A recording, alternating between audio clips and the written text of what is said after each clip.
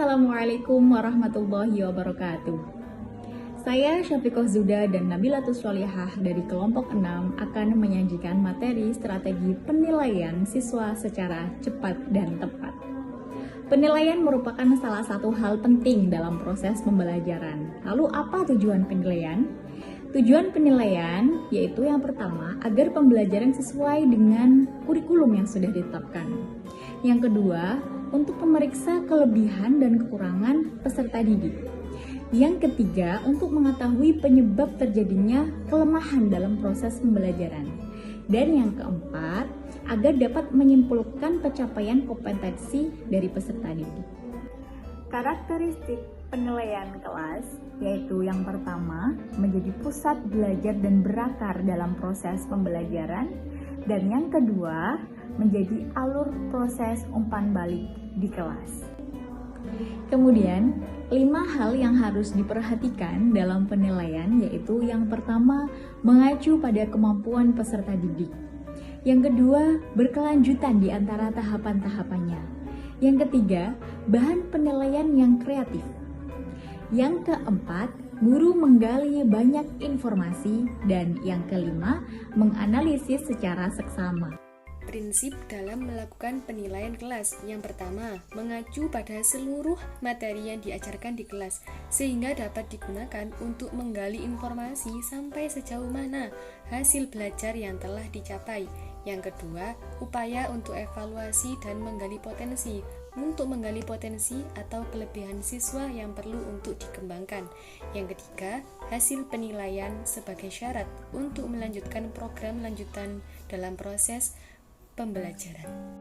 Ragam penilaian kelas. Ragam penilaian kelas yang harus diketahui oleh guru antara lain 1. Tes tertulis, yaitu tes yang berupa bahan tulis. Yang kedua, penilaian kerja atau pemahaman dan pengaplikasian pengetahuan yang mendalam serta keterampilan di dalam berbagai macam konteks. Ketiga, penilaian portofolio atau kumpulan berkas pilihan yang dapat memberikan informasi bagi suatu penilaian. Yang keempat, penilaian hasil kerja yang memiliki 2 tahap. Pertama, penilaian tentang pemilihan dan cara penggunaan alat serta prosedur kerja siswa. Dan yang kedua, penilaian tentang kualitas teknis maupun estetik hasil karya atau kerja siswa. 5. Penilaian siswa. Menurut Klaus Meyer, ada 3 model belajar dalam rangka pembentukan sikap. Pertama, mengamati dan meniru. Kedua, menerima penguatan. Dan yang ketiga, menerima informasi verbal. 6. Penilaian diri. Penilaian diri dilakukan sendiri oleh guru atau siswa yang bersangkutan untuk kepentingan pengelolaan kegiatan belajar mengajar. Ketujuh, peta perkembangan hasil belajar. 8.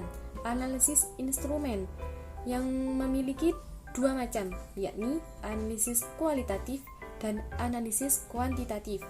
Serta yang terakhir, 9. Evaluasi hasil belajar. Guru harus melakukan evaluasi terhadap hasil tes dan menetapkan standar keberhasilan.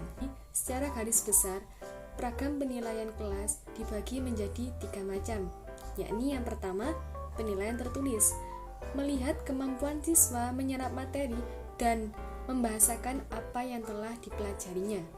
Yang kedua, penilaian kerja, melihat kemampuan siswa menyerap apa yang sudah dipelajari dan memperagakannya. Yang ketiga, penilaian sikap, pengamatan pada perilaku siswa untuk mengetahui pengaruh pembelajaran dalam perilaku kesehariannya. Sekian presentasi dari kelompok 6 tentang strategi penilaian siswa secara cepat dan tepat. Saya Nabilatus Sholihah dan teman saya Syafiqah Zuda memohon maaf bila ada salah dalam pengucapan. Semoga video ini bermanfaat.